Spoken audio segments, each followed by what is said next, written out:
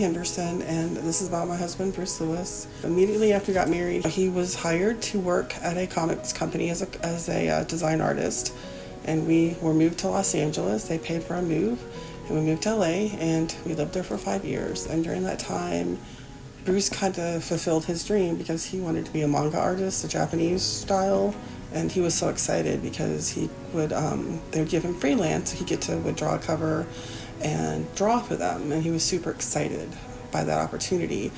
And he worked there for about 2 years, and after 2 years, the company went under and everyone was laid off, and then Marvel bought what was left. We realized we really missed being back to Texas, so we moved back to Texas in '98. And during that time, Bruce really got to do what he really loved to do, is he loved to teach kids how to draw, and he wrote a book called How to Draw Manga in Your Own Unique Style. So he published that book, and it is still being sold through Barnes & Noble. So his book was being published in China, which was a big thrill for him. His biggest dream was to have children, and we got to have a boy. And we tried for 5 years to have our daughter, Echo. She's medically fragile, and she's severely delayed, but she's an awesome little girl. We had a really good life, and everything was great. He started telling me he started having these weird feelings, and he felt like he could smell this really strange smell, and he felt this panic attack happening, but he didn't know what was wrong with him. So he went to his PCP, who told him that he probably was having cardiac issues because he was in his, close to being 50. So he went to a cardiologist, and they said his heart was fine, and his PCP said, "You're fine," and sent us home. But he kept on having the horrible smell, the tingling sensations all over his body, the force of panic and dread, and didn't know what was going on. And it got to be more and more intense. So he went to the ER, and they cleared him and said, "You're fine, there's nothing wrong." Back to square one. So we went back to his PCP, who said that because he was manic depressive and he had bipolar, that it was probably mental issues. One day he was talking to his counselor, and his counselor's like, "This is a medical issue. This isn't an emotional psych issue. You need to get this taken care of." We went back to the PCP, and the PCP was on vacation, and the nurse practitioner saw him and agreed with our counselor that there was something wrong with him, and started the ball rolling. And after numerous visits to neurologists and MRIs, we discovered that he had a massive growth in his head.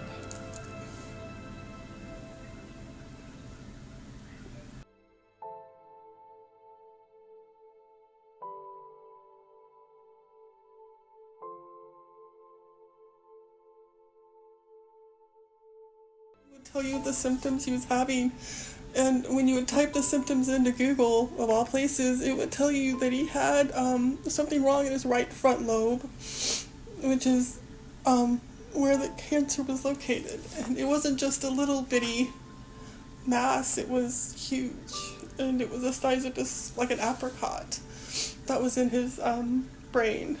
And we were hoping that he would be the 5% that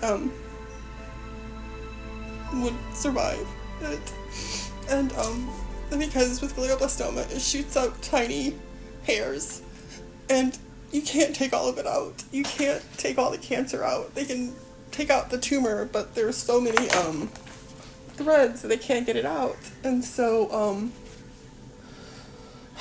we were hoping we could just keep the cancer at bay. So flashback later, we get to go home 2 days after surgery, and he was recovering really well. My friend Dr. Laura, her name is Laura Block, she and I did research, and she found here in Dallas at Southwest Medical that a doctor was working on glioblastoma. And so we called Southwest and we got in, and he said, "Well, I can't promise you that I can make it better, but I can see you here." And we got a rude awakening because they didn't take Medicaid.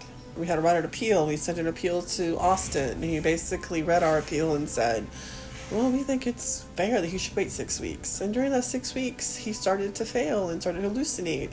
And I got a call from his doctor that he was seeing. He basically said we lost the battle. I mean, the cancer has spread. We can't stop it. The chemo is not working anymore, and the battle's over. We just have to make him comfortable. My friend Shin, I was taking care of Bruce, and he said he's dying. I said, can you have him wait till I get there, because I'm 10 minutes away. And I remember parking and running upstairs, and when I got there, Shin was crying, and he said he's gone. And I wasn't even there for my husband's death. On the Monday after my husband had passed away, I got a call from Southwest Medical Cancer Center, and they said, hey, we just got the approval for Bruce's treatment, so he can come in tomorrow and start getting treatment. And I said, well, that's all fine and dandy, but he's dead. You know, you shouldn't have to wait 6 weeks for treatment when you have aggressive cancer that could kill you. I mean, the fact that he waited a month for his wound to heal, and the cancer came back after that 1 month, tells you the kind of cancer he had. The bureaucracy was so overwhelming, just being told, we're not going to cover his treatment. We had no money coming in. It was bad. My husband couldn't work. And we were living off food stamps. We had people pay our electricity, and people send me money I don't even know. So without the hands of other people, we probably would be on the street homeless right now.